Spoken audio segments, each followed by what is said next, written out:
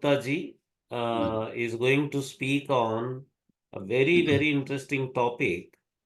There is a special name for the equivalent of Kumbh Mela that happens in Kumbakonam.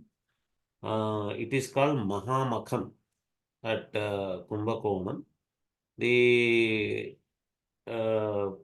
this is really, I think there is not enough publicity in the general circles about Kumbh Mela, about this Mahamakam aspect of Kumbh Mela. Divay Gupta ji is the director and founder of Stambh in New Delhi, and he has presented papers earlier also in our conferences wonderfully. Um, Actually, when we were talking about this symposium, he himself came forward to talk about this Mahamakam aspect at Kumbakonam. Uh, this is somehow, Divay Gupta ji, you have to publicize this on the internet also through some YouTube videos or something. Uh, in North India, particularly, they may not know the two words, Pushkaram, that is used in the Telugu speaking areas, and the Mahamakam word that is used in Tamil Nadu. Both these words, somehow they have to reach other people also. Uh, Wonderful. We'll be indebted to hear this talk from you. Over to you. Thank you, Nagaraji. It's always a pleasure. And Srinivasji also for this invitation. So thank you, Nagaraji. Like you said that this particular event or celebration is not very well known, unlike the other kumbhs. But yes, it is very popular, especially in Tamil Nadu. And it is also referred with several names. It's also called Mahamakam, Maham. And like every other kumbh, this also happens every 12 years. The last one that was held was on 22nd February 2016, where about 1 million people from various places attended it, largely to take a dip in this Mahamakam Tank.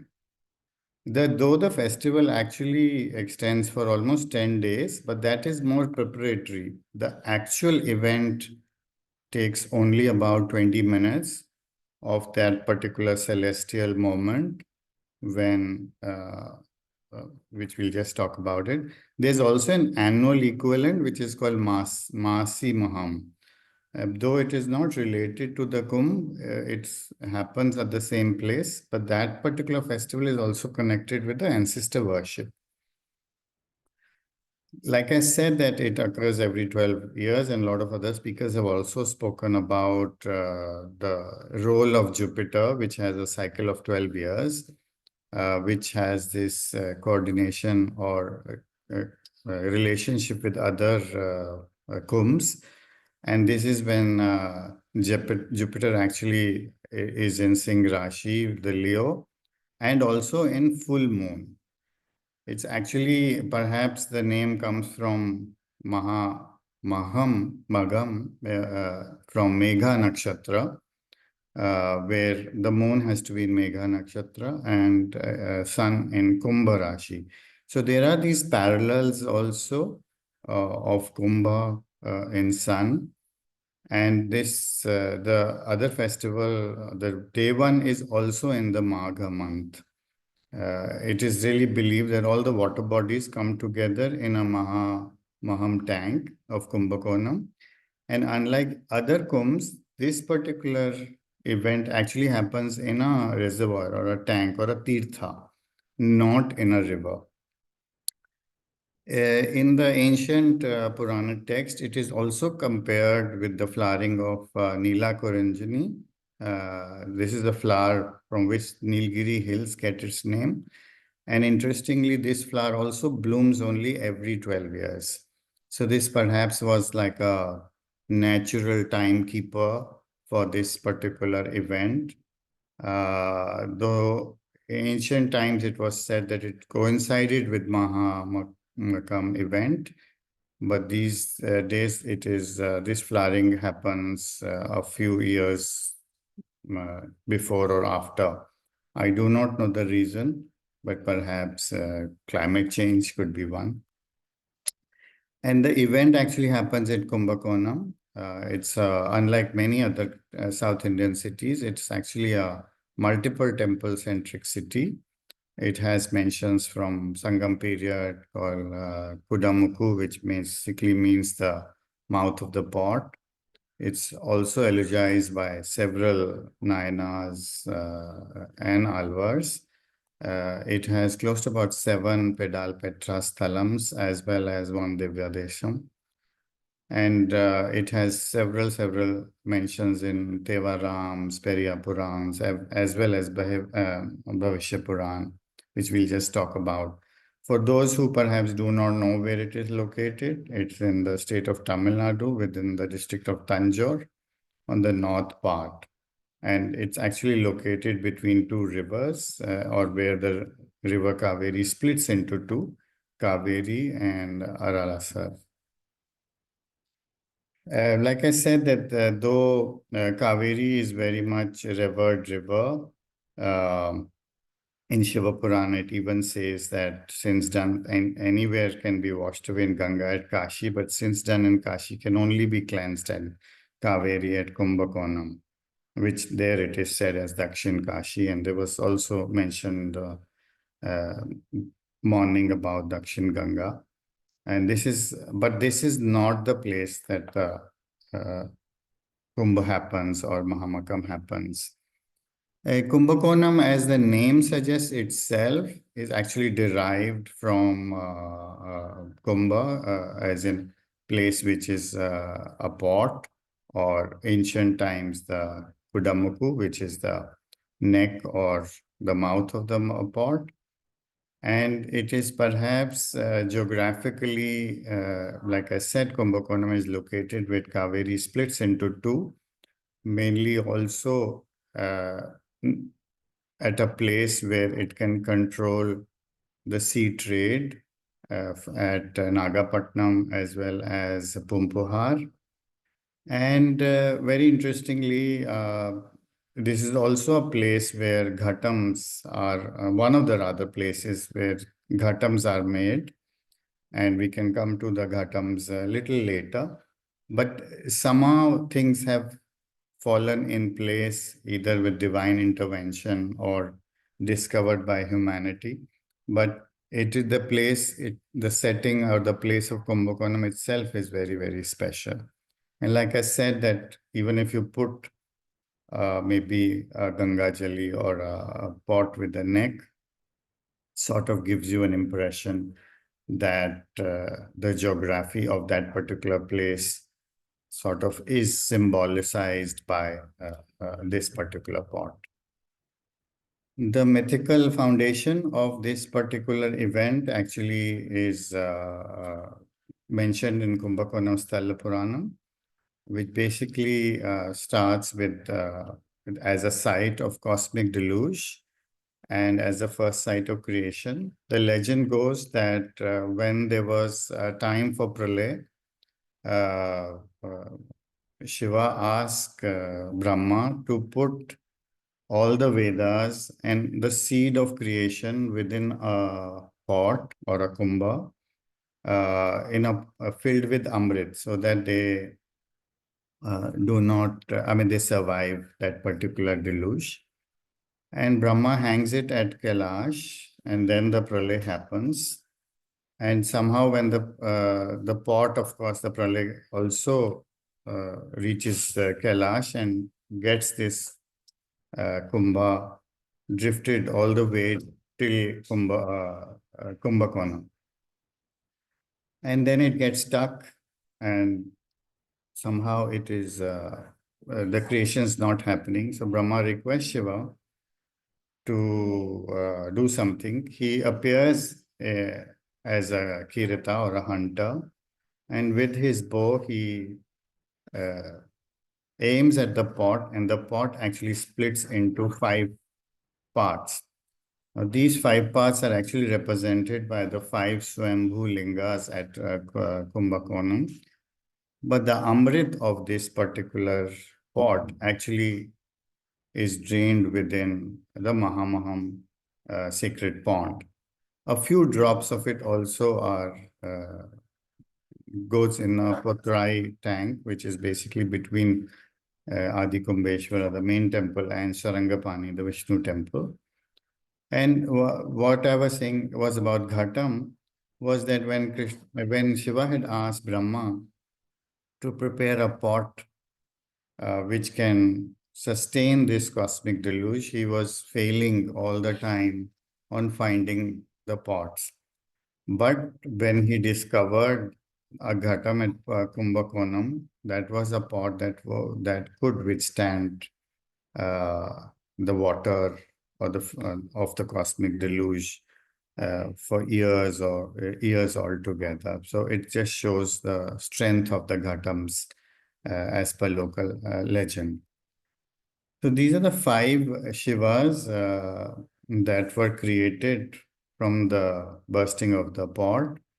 From where Shiva shoots the arrow is actually called Baneshwar. The Amrit of the pot is actually drained, like I said, in Mahamaham. A few drops in the Potrai Trang, which is also a sacred pond. And the Kumbheshwar, Someshwar, Nageshwar, Avimukeshwar, and Gautameshwar are the 5 places where parts of the pot fell. Kumbheshwar is where the base of the pot fell. The Someshwar where the strings, the Nageshwar where the bay leaves over the pot, and coconut over the Kumbha fell at Avimukeshwar, and the sacred thread that was tied around the pot fell at these. So this sort of borrowing Ranaji's, I think is around his terminology. This really creates the sacred scape of Kumbakonam and these particular 5 temples. And this is the Mahamakam tank. This doesn't look like this anymore. It's a 19th century picture of the tank at Kumbakonam. And this is the Adi Kumbheshwar temple where the main linga worshipped as Adi Kumbheshwar is. And it's also a very unique linga because it is considered it's not made out of stone. It basically made out of sand that was solidified when Amrit fell here. And it is not like a regular shaped linga. It has that irregular shape because of that, because it's made out of the sand and mixture of Amrit. And the Mangla Gauri, who actually visits Shiva because she was not able to find him at Varanasi or Kashi where they were residing. So in pursuit, he goes and finally meets him at Adi Kumbheshwar after visiting 5 places, which are actually called Panchakrosha. This is the Potrai tank, which was basically a tank which is situated between the Shiva temple of Adi Kumbheshwara and the Vishnu temple of Sarangapani. Adi Kumbheshwara is a Pedal Petra sthal, which is mentioned in a 7th century Nayanar Devarams. And similarly, Sarangapani also finds mention in the Alvar's saint poets. Over the period, several other Shiva temples and Vishnu temples were added, which were basically called through patronage, but they were also subsequently included within the cosmic deluge and the birth of the civilization narrative or myth, where other parts of the Kalasha or the Kumbha were mentioned as landing at Koneshwar or the middle part at Amriteshwar, and many of these though these were all temples largely built, the Shiva temples during the Chola period, and the Vishnu temples subsequently, except the Sarangapani, during the Vijayanagara and the Nayaka period. But the mythology kept on getting evolved, and more temples started to be associated with the main foundation of the place. This is how the Mahamaham sacred tank looks like. And sorry, this is how the tank looked like. And the Periyar Puran calls it, mentions it as the Kashi only has Ganga. At Kumbakonam, all the 9 rivers are present in attendance to Kashi Vishnatha within Mahamaham of Kumbakonam. Periyar Puran is dated to about 12th century. And on the left of the picture is what you see as the Kashi Vishnatha temple, a 10th century temple where the 9 rivers are present in sculptural form, and within the tank they are found in form of spring or a well. The sacred geography also has suggests that Mahamaham was really the central deciding factor for placing all these temples that I just mentioned as the main 5 temples. The initial 5 temples are sort of equidistant from each other and progresses outward in a mandala formation from the center of the Mahamaham tank. So the Adi Kumbeshwara is at the last, the 5 rings, the 5th ring, while the Someshwar is in the 4th ring, Nageshwar in the 3rd, and the Gautameshwar in 4th or 2nd, and finally the Avimukteshwar in the 1st circuit or the 1st mandala. So it's sort of the power or the divinity's expansion of mandala is very much seen in the sacred geography, not only in terms of the scriptural Puranic tradition, but also very much in the physical planning of this particular city. And this is basically the other physical aspect is this particular tank or the tirtha is just about 20 acres, which like about 6 acres is the ghats, which are surrounded by 16 small mandapas with 21 wells inside. And these are some of the temples that are surrounded. So unlike the other kumbhs, which happen at sort of at a city level, this is one of the most concentrated places where the kumbh happens. And if you look at the figures, this is the highest density of humanity that descends within this particular tank for the 21 minutes of that celestial movement, about 1 million people in 20 acres. While in Prayagraj, though it gets about, I'm told 50 million, but it's in 25 square kilometers of area. So the intensity of this tank, you can imagine as a sacred place. This historic references, if they of particularly of this tank or this tirtha, the first mention is by Nayanar saint poet Apar of the 7th century, who mentions the presence of the holy Ganga at this particular tirtham. Though at that particular time, in all probabilities, as this particular painting in the Nagaswami temple shows, must have been more natural without anything. And in the Periyar Puran, the 12th century, notes that the dip in the holy tank of Mahamaham is equivalent to dip of all the holy rivers put together.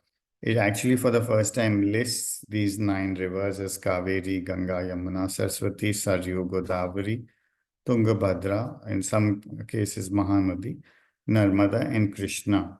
And all these 9 rivers are installed in the Kashi Vishwanath temple at the Mahamakam Tirtha next to it.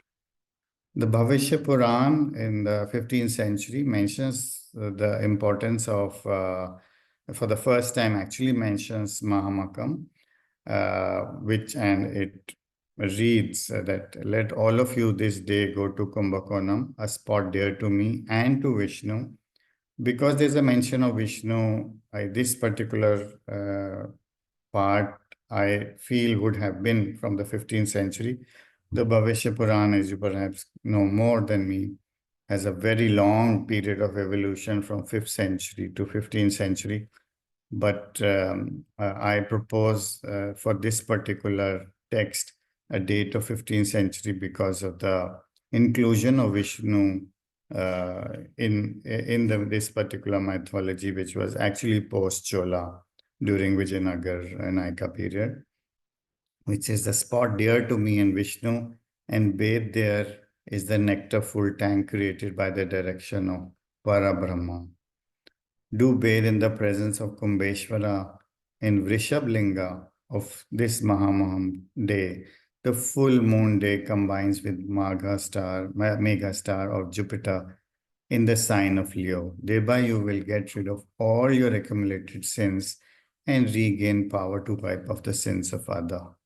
So this is the first mention, historic mention of this particular event, though I'm sure this particular event would have had happened much before. The Vijayanagara king also has mentioned this in their inscription, where he also performs the Tuladan, the famous Krishnadeva Raya. He visits it, and Govind Dixtar donates gold to build the 16 mandapas. Now, this is generally believed that this mandapa or the tank was actually developed during the Naika period, which is not true because behind all these 16 pavilions that Govind Dixtar built in the 16th century, there is also a 10th century Chola temple or pavilion at the back of it. So which means that even during Chola period, this would have, in the 10th century, this would have had a huge ritualistic importance. And these tanks would have been also with ghats, and suggesting that even during Chola period, the Mahamakam festival would have occurred in some form or other. This is the Vijayanagar 16th century Tula Kushadhava, which is basically on the top of the ceiling. They will hang a tula, which is basically a balance in which the king would be weighed in gold, and whatever his weight would be donated for charity and for various construction of temple and like the pavilions that Dikstar had constructed. However, the first very detailed documentation, like everything else in our country, was actually documented by the British. This is the first photographic evidence of that particular event in the 19th century, some 1800 something was the first time, and you can see the Kumbakonam also looked very, very different at that particular time. I also suspect that there is also that the tank was just simply not a tirtham or tirtha or as just a water reservoir.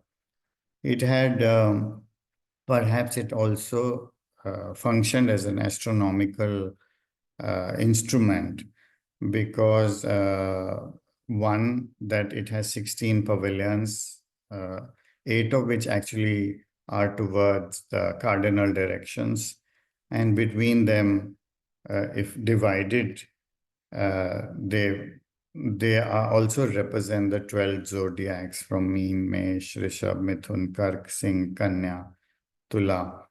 So there is a possibility that this particular tank at that particular time was maybe used to calculate when the Mahamakam event would take place, because unlike us, or they would be using certain other astronomical ways to calculate the date, besides just mathematical calculation to confirm these.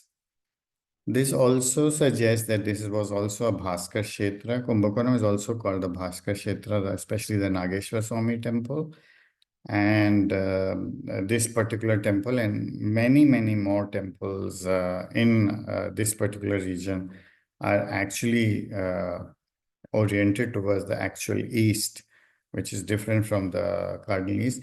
Though this concept is very common in South India, but seeing that almost all the temples associated with Mahamaham are oriented this way suggests the commonality in the design. And very interestingly, the reconstructed Kashi Vishwanath temple in the 18th century, 777, built by Ahilyabai Holkar, has exactly to a degree the same orientation as the Nagaswami temple of Kumbakonam. There is perhaps a lot of symbolism with it. Like I said, that it is perhaps a representation of Mahamaham as a microcosm of the macrocosm, where the three devas, the Panchakrosha, all the rivers, the Navagrahas, the deities, uh, all merge and come within this particular tirtha, and you can get the religious benefit and merits of visiting all of these put together at one particular point in time during Mahamakam. And these are the 20 wells, and the 7 of these are related to rivers. But then there are many other tirthas that are related. There's one related to Brahma, there's one related to Shiva, there's also dedicated to Vayu, Kuber, Sun, Indra, Agni, Yama, Kumari, which is basically, there are 3 for the Devis. And if Kanya could be also a Devi, and Kanya could also be a zodiac sign. So these are the symbolism attached with this particular tank. And you may ask, what is the symbolism that goes beyond it? It also symbolizes the Panchakrosha by the 5 yellow dots. So I was, in fact, wondering, a lot of British people, British documents suggested that the tank was irregular because of some encroachments or something like that. But that is not true, because this particular tank in the Kumbakonam Mahatmya categorically says it has 5 sides. And if you look at this, it has the 4 sides and one kink in it, which actually makes it 5-sided. And that 5-sided also means that this also embodies the Panchakrosha within it. Now, Panchakrosha are the set of 5 temples that I mentioned in the beginning, where Mangala Gauri, in pursuit of Shiva, comes from Kashi and looks for Kashi. Now, each of these is a temple dedicated to Shiva. And as you perhaps also know, that there are several Panchakroshis. There's one at Ujjain, and I don't know if there's one at Ayodhya, but perhaps there's one at Ayodhya. But the most famous is also again at Kashi or Varanasi.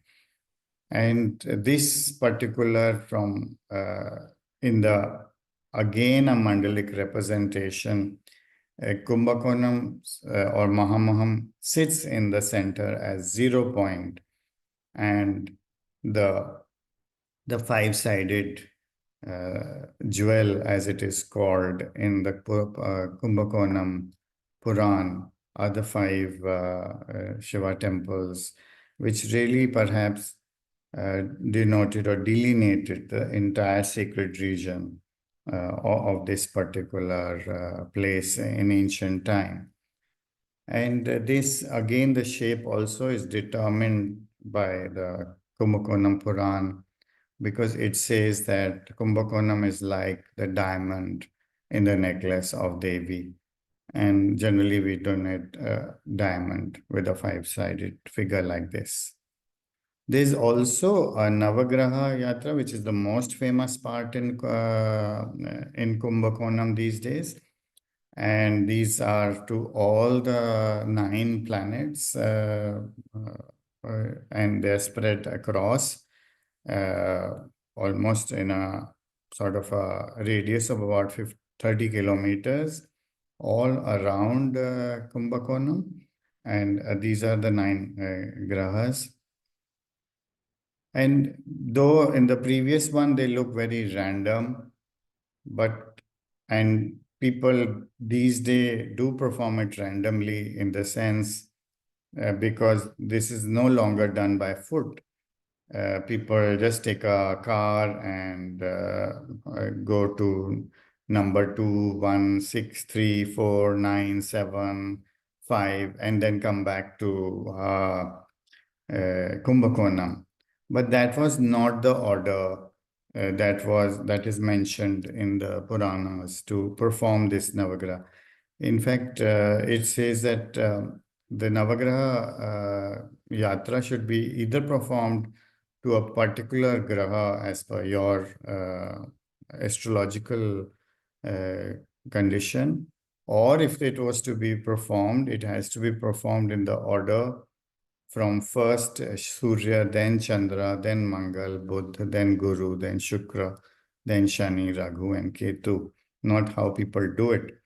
And if you start putting school child scribble on that map, again a mandala formation emerges, which is perhaps the 8-sided conception of the universe with sun in the middle. Sun is number 1 in this particular mandalic formation. So there is a proper logic, as well as this particular Puranic text is interpreted on geography in this particular case. When it comes to the actual event, the prior to that, there is almost a 10-day festival, which basically starts with the chariot procession of the 12 main temples or the main Shivas that come and take their places in the pavilion next to the Mahamakam Tank. So they become as if event is happening in the presence of all the Shivas of Kumbakonam and gathered at one single particular time. The people start with the praying at Kumbeshwar temple, then to the Mahamakam Tank. And within those 20 minutes or half an hour or maximum an hour, you're expected to take a dip or put water on you from all the 12 well springs during that exact celestial timing. And finally, once you have done that, they finally go to Kaveri to complete the ritualistic dip within the river. Though river is otherwise not associated with the whole process of Mahamakam. This is the processional route of the 12 Shiva temples, which actually are around the 2 sacred tanks of Potramari or the Mahamakam. These temples are grouped in these 2 places, and it starts from the Adi Kumbheshwar, then the Sarangpani joins, and then Ramaswamy temple join, Nageshwar, and all of these other temples also join. And historically, this is how the yatra used to be. This is the same documentation, the British documentation, uh, which was created to document the Mahakumbh in 19th century.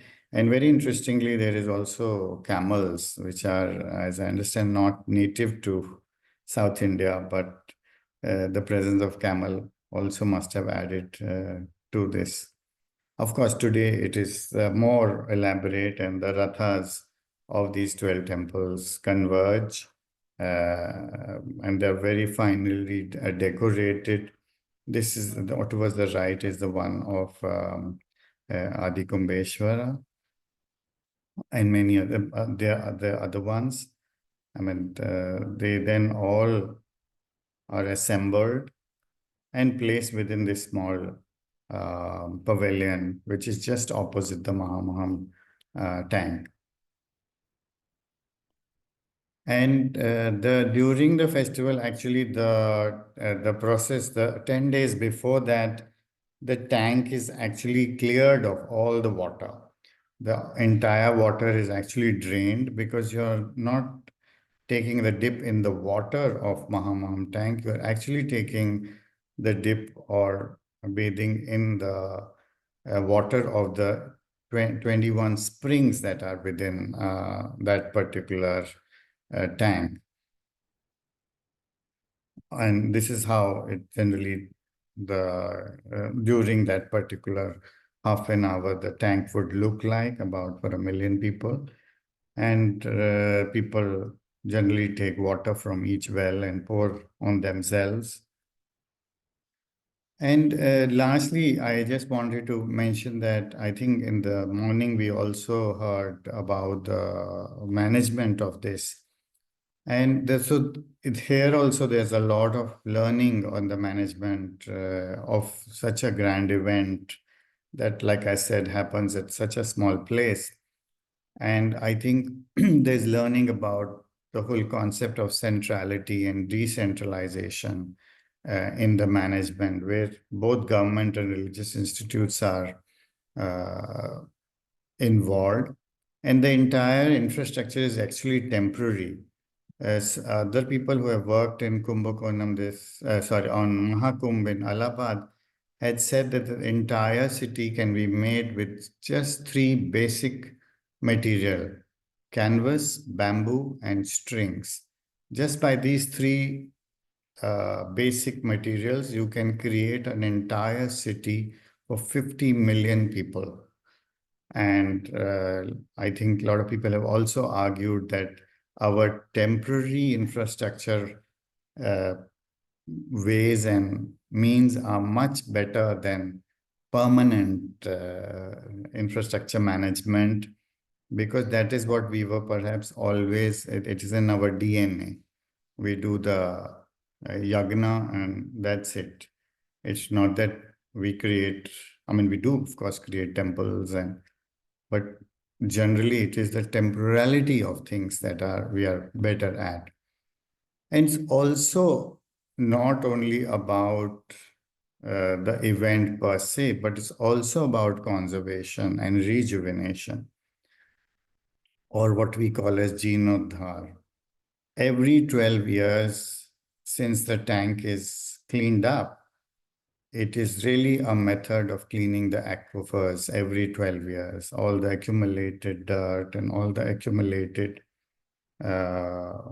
so-called the sins of the people are virtually taken away, and new water emerges from these wells, which again fills these tanks for it to be revived next time. Unlike the Masi Maham, where actually people take a dip in the water of Mahamakam, which is very different from Mahamakam. And as some bit of very preliminary comparisons, I thought that I will just put both in terms of number and in terms of celestial thing. As you know, Ujjain and Nasik are actually called Samhista because of the Singh Rashi issue, and Haridwar and Kumbakonam could be perhaps more related to Kumbha because they are happening in one in Haridwar. Jupiter is in Aquarius, and at Kumbakonam or Mahamakam, the sun is in Aquarius. And like I'd already said, that these are the numbers, which again shows that not many people know about it because you just get about 1 million people of this. Though, like I said, that even with those 1 million people, if you compare with all the other kumbhs and divide the number of people per square meter, this is still going to be the highest concentration of all the kumbhs. With Divay that, Gupta ji, yeah, uh, yeah, yeah. and I'm happy to take any questions that you may have. Thank you.